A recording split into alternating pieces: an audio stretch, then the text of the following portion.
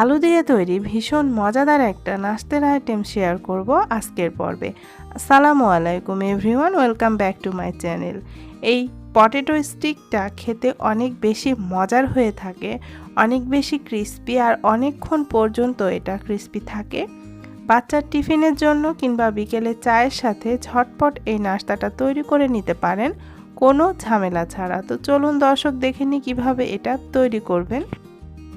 নাস্তাটা তৈরির জন্য এখানে আমি ছোট সাইজের 4টা আলু নিয়েছি। আলুটা আপনারা আপনাদের পরিমাণ মতো নিয়ে নেবেন।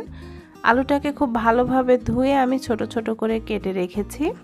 তারপর একটা বোলের মধ্যে পর্যাপ্ত পরিমাণ পানি দিয়ে আলুটাকে খুব ভালোভাবে সেদ্ধ করে নেব। এই তো আমি আলুটাকে সেদ্ধ করে নিয়েছি। আলুগুলো সেদ্ধ হয়ে গেলে এখানে আমি একটা ছাঁকনি নিয়ে নিয়েছি। এবারে আমি আলুটাকে খুব ভালোভাবে ম্যাশ করে নেব। এভাবে ছাঁকনির ওপর ম্যাশ করে নিলে আলুটা খুব সুন্দরভাবে স্মুথ একটা পেস্ট হবে। আলুর মধ্যে কোনো প্রকার দানা দানা ভাব থাকবে না। আর একটু গরম থাকতে এই কাজটা করে নেবেন, তাহলে খুব সুন্দরভাবে হয়ে যাবে।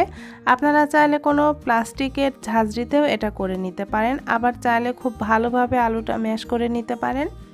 এভাবে করে আমি পুরোটা আলুই ম্যাশ করে নিচ্ছি। দেখুন দর্শক, খুব সুন্দর একটা আলুর পেস্ট হয়েছে। আমি সবগুলো আলুই ম্যাশ করে নিয়েছি। এবারে আমি আলুর মধ্যে বাকি মশলাগুলো অ্যাড করে দেব। প্রথমেই দিয়ে দিচ্ছি 1 চা চামচ পরিমাণ চিলি ফ্লেক্স। আপনারা চাইলে এখানে শুকনো মরিচের গুঁড়াটাও দিতে পারেন, আর ঝালটা যে যার পছন্দ অনুযায়ী দেবেন। দিয়ে দিচ্ছি 1/2 চা চামচ পরিমাণ কালো গোলমরিচের গুঁড়া। সাথে দিয়ে দিচ্ছি 1/4 চা চামচ পরিমাণ অরিগ্যানো। তবে আপনাদের হাতের কাছে যদি অরিগ্যানোটা না থাকে তাহলে বাদ দিতে পারবেন, তবে দিলে খুব সুন্দর একটা ফ্লেভার আসে।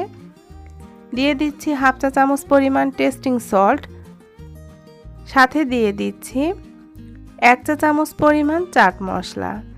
আপনারা চাইলে এখানে চটপটির মশলাটাও ব্যবহার করতে পারেন। দিয়ে দিচ্ছি প্রায় 4 টেবিল চামচ পরিমাণ কর্নফ্লাওয়ার। সাথে দিয়ে দিচ্ছি 2 টেবিল চামচ পরিমাণ চালের গুঁড়ো। কর্নফ্লাওয়ার আর চালের গুঁড়োটা দিলে নাস্তাটা অনেক বেশি ক্রিস্পি হবে। সাথে দিয়ে দিচ্ছি 2 টেবিল চামচ পরিমাণ মিহি কুচি করে রাখা ধনিয়া পাতা। স্বাদ মতো কিছুটা লবণ দিয়ে দিচ্ছি। এবারে সবগুলো উপকরণ দিয়ে এই আলুটাকে খুব ভালোভাবে মাখিয়ে নিতে হবে। আপনাদের কাছে যদি মনে হয় যে ডোটা অনেক বেশি নরম হয়েছে, তাহলে আপনারা আরেকটু কর্নফ্লাওয়ার অথবা চালের গুঁড়ো মিশিয়ে নিতে পারেন। আমার এখানে ডোটা মাখানো হয়ে গিয়েছে, আর ডোটা একটু নরম নরমই হবে। এভাবে করে আমি ডোটা ভালো করে মাখিয়ে নিয়েছি।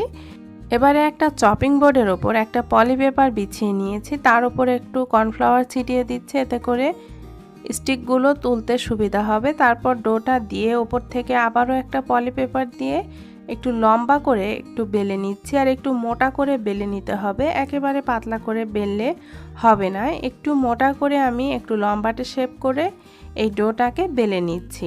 বেলা হয়ে গেলে আমি এটাকে ছুরি দিয়ে চারপাশটা খুব ভালোভাবে কেটে নিচ্ছি।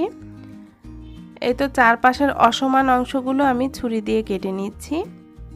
আপনারা যে যেমন সাইজ করতে চান সে অনুযায়ী কেটে নেবেন।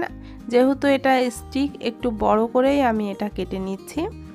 এভাবে করে এবারে ছুরি দিয়ে আমি একটু পাতলা পাতলা করে এগুলোকে স্টিকের শেপ করে কেটে নিচ্ছি।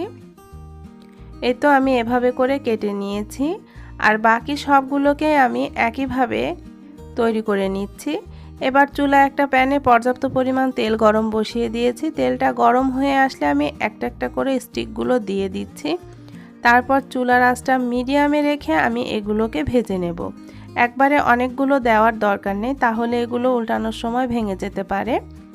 এই তো চুলার আঁচটা মিডিয়ামে রেখে আমি এগুলোকে গোল্ডেন কালার করে ভেজে নেব, আর একটু সময় নিয়ে এগুলো ভাজতে হবে, তাহলে এগুলো অনেক বেশি ক্রিস্পি হবে। এগুলোকে আমি তেল থেকে উঠিয়ে নিয়েছি, আর এই ভিডিও ফুটেজটা কোনোভাবে স্কিপ হয়ে গিয়েছে।